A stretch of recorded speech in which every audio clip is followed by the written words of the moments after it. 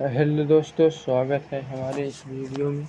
इस वीडियो में हम देखेंगे ह्यूमन साइकोलॉजी जो होता है आईटीबीपी हेड कांस्टेबल में। एक टॉपिक है मानव संसाधन प्रबंधन, एक टॉपिक के हैं। तो इसी टॉपिक के हम एमसीक्यू देखेंगे। मानव संसाधन प्रबंधन, ह्यूमन रिसोर्स मैनेजमेंट। इस वीडियो में हम उसके एमसीक्यू देखेंगे और उससे याद करने की कोशिश करेंगे। इसका जो थ्योरी है वो तो हम नहीं दे पाएंगे, बाकी इसके जो प्रश्न हैं उसको हम करा सकते हैं। तो उसी ये मेरा छोटा सा प्रयास है। तो ये मेरा पहला वीडियो भी हो सकता है, कुछ थोड़ी बहुत कमियां होगी तो कमेंट में ज़रूर बताइएगा और इसमें सुधार करने की कोशिश करेंगे। तो चलिए शुरू करते हैं।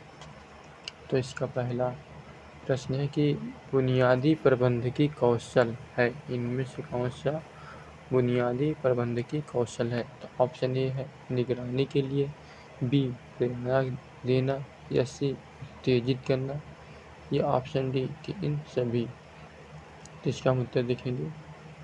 तो इसका सही आंसर है ऑप्शन डी, यानी कि ये सभी जो है।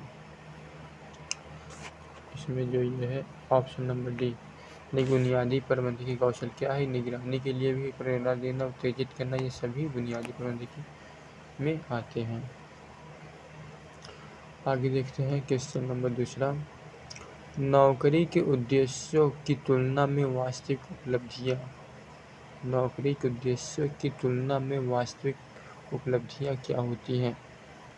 ऑप्शन ए नौकरी प्रदर्शन, ऑप्शन बी नौकरी का मूल्यांकन, या ऑप्शन सी नौकरी का विवरण, या ऑप्शन डी इनमें से कोई नहीं। तो चलिए इसका आंसर देखते हैं। इसका सही आंसर है नौकरी का प्रदर्शन। जो नौकरी के उद्देश्यों की तुलना में वास्तविक उपलब्धियां क्या होती हैं? तो नौकरी का प्रदर्शन देखा जाता है। नेक्स्ट क्वेश्चन है क्वेश्चन नंबर तीसरा।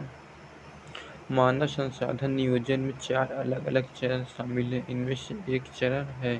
मानव संसाधन नियोजन में 4 अलग अलग चरण शामिल है, इनमें से एक चरण है। इनमें से कौन सा एक चरण है?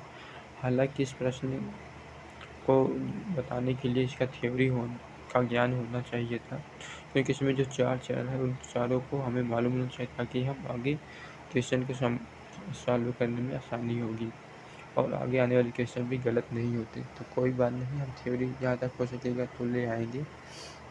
लेकिन आज प्रश्न है, इसका प्रश्न एमसीक्यू ही देख लेते हैं। तो मानव संसाधन नियोजन में 4 अलग अलग चरण शामिल हैं, इनमें से एक चरण है। ऑप्शन ए व्यावसायिक स्कैनिंग, या ऑप्शन बी मानव संसाधन रिकॉर्ड का पूर्वानुमान, या ऑप्शन सी संगठन विकास, या ऑप्शन डी योजना। तो चलिए देखते हैं 4 अलग अलग चरण में कौन सा इसमें है।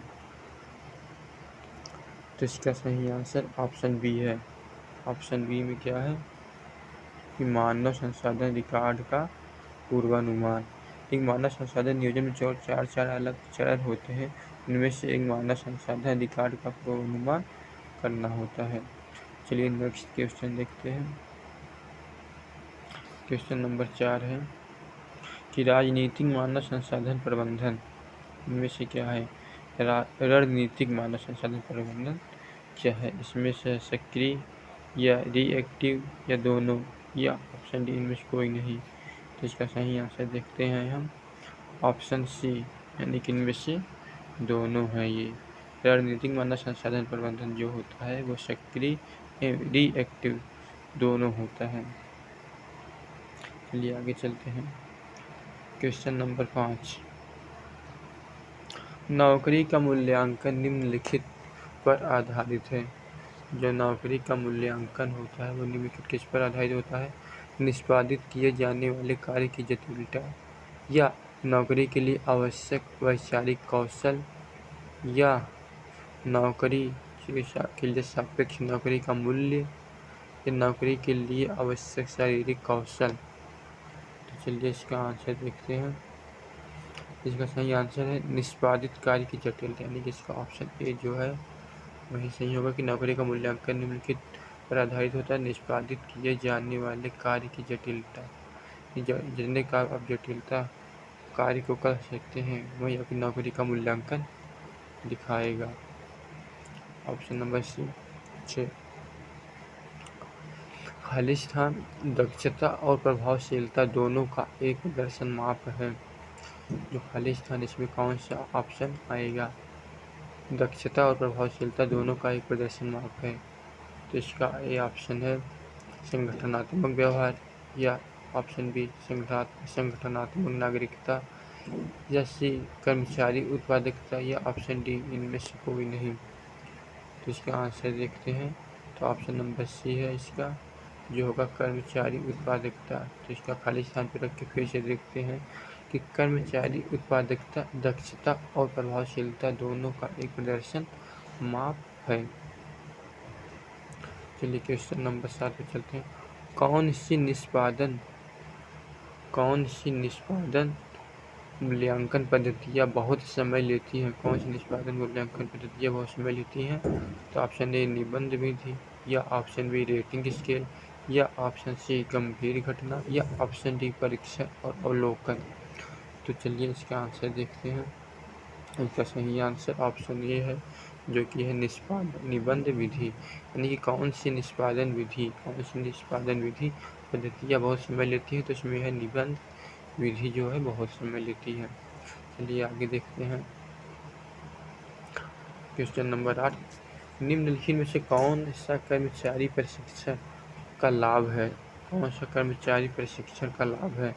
तो ऑप्शन ए मनोबल में सुधार, या ऑप्शन बी लोगों के संगठनात्मक लक्ष्यों की पहचान करने में सहायता करना, या ऑप्शन सी सीखने, विकास और समन्वय के लिए अच्छा वातावरण प्रदान करना, या ऑप्शन डी इनमें से कोई नहीं। तो इसका सही आंसर देखते हैं।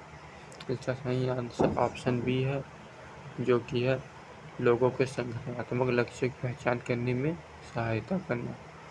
निम्नलिखित में से कौन से कर्मचारी प्रशिक्षण का लाभ है? तो ऑप्शन बी है लोगों के संगठनात्मक लक्ष्यों की पहचान करने में सहायता करना। चलिए आगे देखते हैं। Question number 9। निम्नलिखित में से कौन सी विधि समूह या संगठनात्मक प्रशिक्षण आवश्यकता मूल्यांकन में उपयोग की जाती है? निम्नलिखित में से कौन सी विधि समूह या संगठनात्मक प्रशिक्षण आवश्यकता मूल्यांकन में उपयोग की जाती है? इसका ऑप्शन ए है वर्तमान एवं अनुमानित परिवर्तन पर विचार, या रेटिंग स्केल, या साक्षात्कार, या प्रश्नावली। तो इसका सही आंसर देखते हैं। ये है ऑप्शन डी जो कि है प्रश्नावली। क्या है? प्रश्नावली। निम्नलिखित में से कौन सी विधि समूह या संगठनात्मक प्रशिक्षण आवश्यकता मूल्यांकन में उपयोग की जाती है? तो ये प्रश्नावली। इनमें से कौन प्रभावी प्रशिक्षण में बाधा है?